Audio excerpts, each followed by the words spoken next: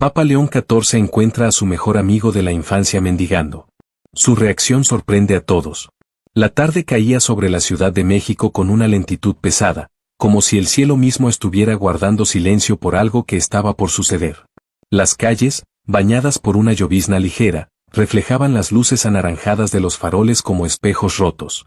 En medio del tráfico lento de una avenida secundaria, un auto modesto se detuvo frente a un semáforo. En el asiento trasero, un hombre vestido con sotana blanca observaba en silencio la ciudad que respiraba a su alrededor. Era el Papa León XIV, en una visita discreta, sin cámaras ni multitudes, como solía hacer cuando quería recordar el olor real del mundo. A través del vidrio empañado, su mirada se posó en una figura que se acercaba tambaleante entre los autos, con ropa sucia, el rostro cubierto por una barba descuidada y una caja de chicles en la mano. Ese tipo de escenas no le eran ajenas. Las había visto muchas veces en distintos países, en diferentes contextos, pero había algo en la forma de caminar de ese hombre que le pareció extrañamente familiar.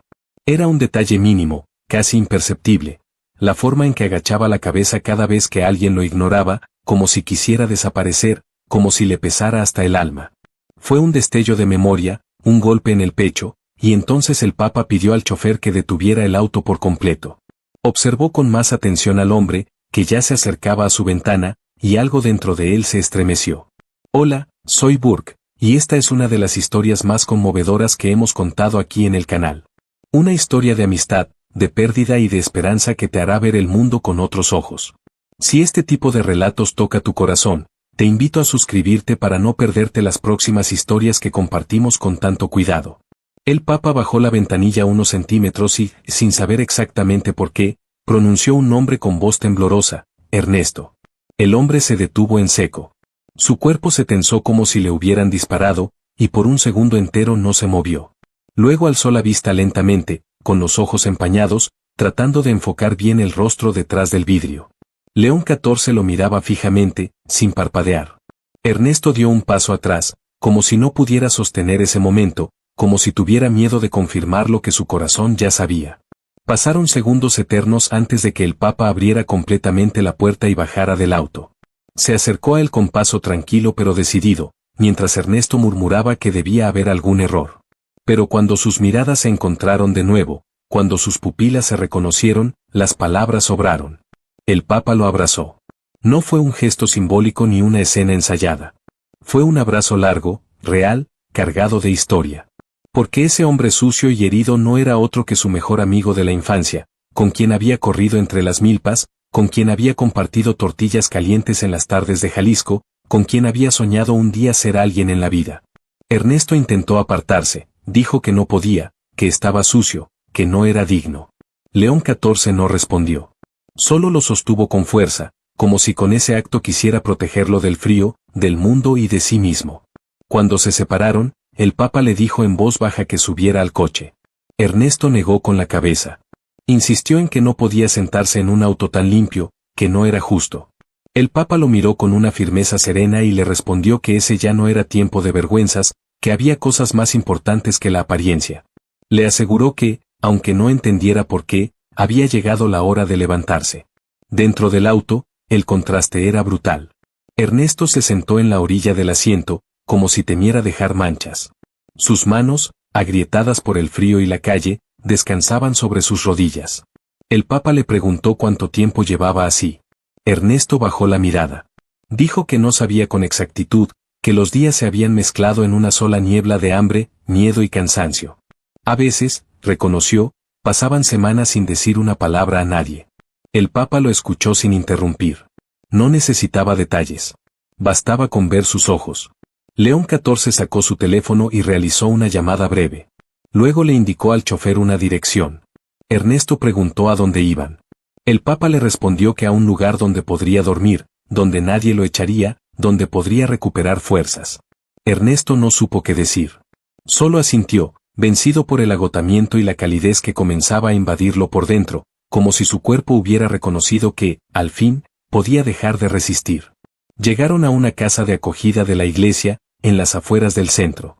No era lujosa, pero era limpia, cálida, con olor a sopa recién hecha y a sábanas secas. Una mujer los recibió con una sonrisa.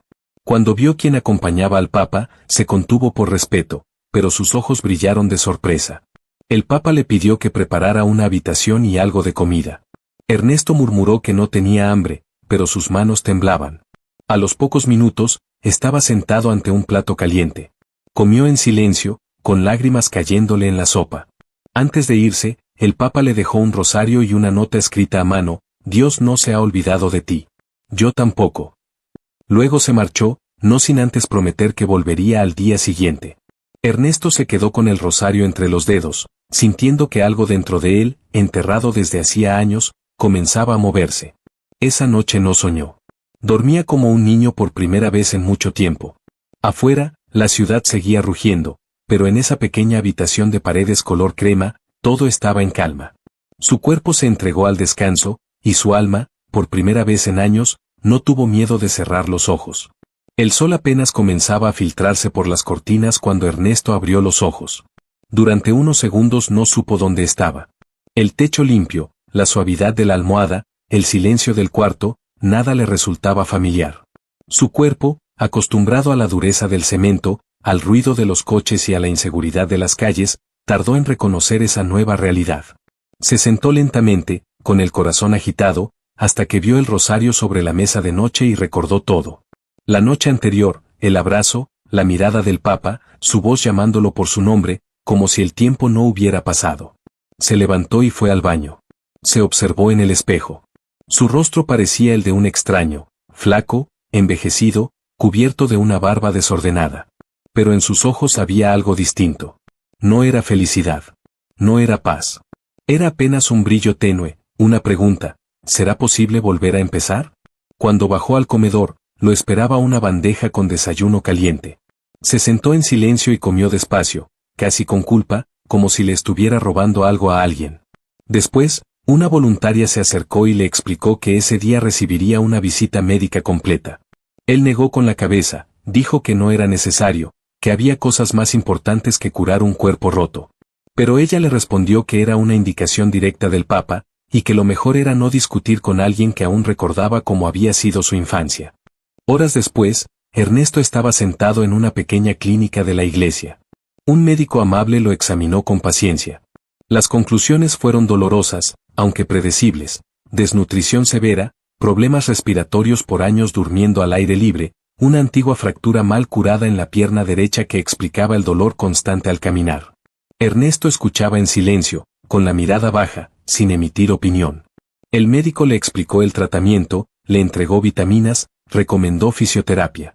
Y entonces, por primera vez, Ernesto preguntó en voz baja cuánto costaría todo eso. El médico sonrió y le dijo que ya estaba cubierto. Que alguien se había adelantado a resolverlo todo. Ernesto no respondió. Se limitó a mirar por la ventana, con un nudo en la garganta. Al salir, el mismo auto lo esperaba. El chofer lo llevó de regreso a la casa de acogida, donde encontró una muda de ropa limpia esperándolo. El Papa aún no había vuelto, pero había dejado instrucciones detalladas para cada paso. Esa noche, Ernesto se duchó, se afeitó, y cuando volvió a mirarse al espejo, se vio distinto. No mejor, pero distinto. Al día siguiente, León XIV regresó. Entró a la casa con una sonrisa serena y le preguntó cómo se sentía. Ernesto no supo qué decir. Murmuró un agradecimiento torpe, intentó explicar que no merecía tanto. El Papa le puso una mano en el hombro y le dijo que merecía eso y más. Que no estaba allí por compasión, sino por lealtad. Que él no olvidaba a los suyos.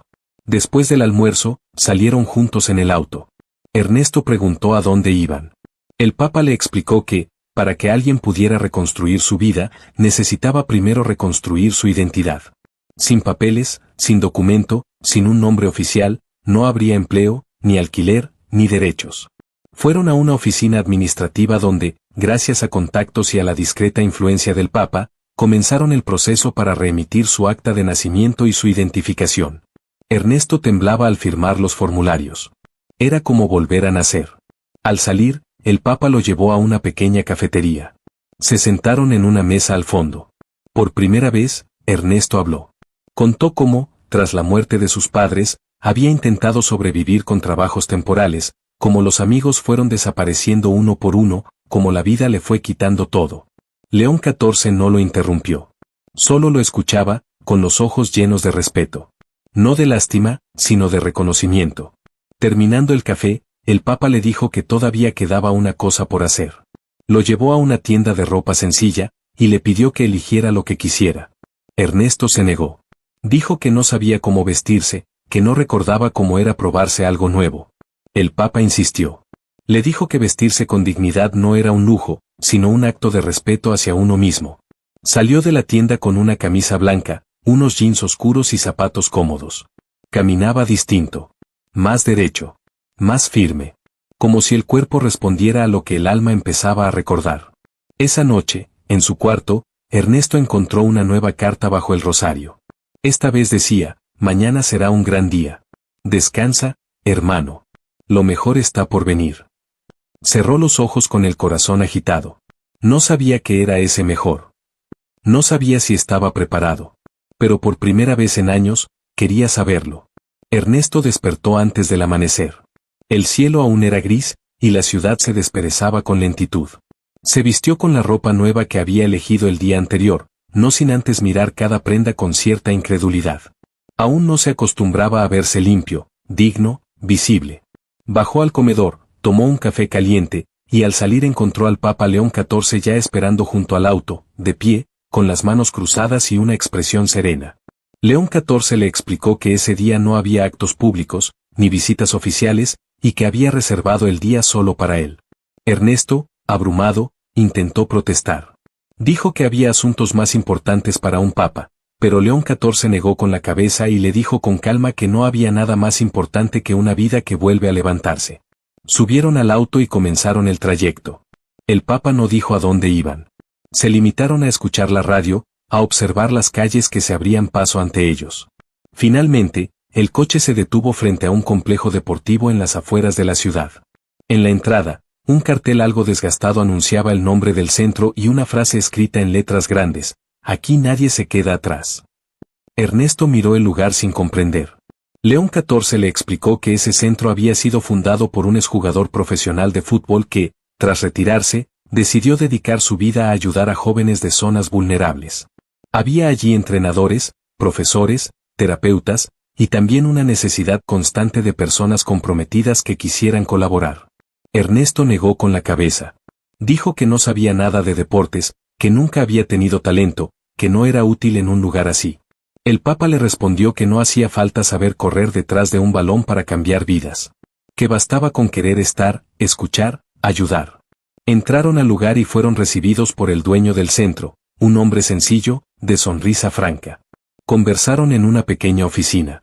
El Papa fue directo, explicó quién era Ernesto, lo que había vivido, lo que había logrado en tan pocos días. No pidió lástima. No usó palabras dulces. Solo pidió una oportunidad real. El director lo observó en silencio, y luego le extendió la mano. Le ofreció un puesto inicial como asistente general, ayudar en la organización de materiales, limpieza de los vestuarios, apoyo en los eventos de fin de semana. Nada complicado, pero suficiente para comenzar. Ernesto aceptó, sin saber si sería capaz. Firmó un contrato provisional. Apretó los labios con fuerza para contener la emoción. Salieron del lugar con un sobre en la mano y una nueva responsabilidad a cuestas. En el auto, León XIV le dijo que confiaba en él. Que era solo el primer paso, pero que el resto dependería de su constancia. Los días siguientes pasaron como un torbellino. Ernesto se levantaba temprano, tomaba el transporte público, trabajaba hasta el anochecer. Al principio se sentía torpe, inseguro, invisible. Pero poco a poco los demás comenzaron a notarlo. Un joven le agradeció por ayudarle a organizar los balones. Una entrenadora lo saludó con afecto. Un grupo de niños le pidió que les contara historias mientras descansaban. Y él les habló de cómo, años atrás, solía correr entre los campos con su mejor amigo. León XIV lo visitaba sin previo aviso.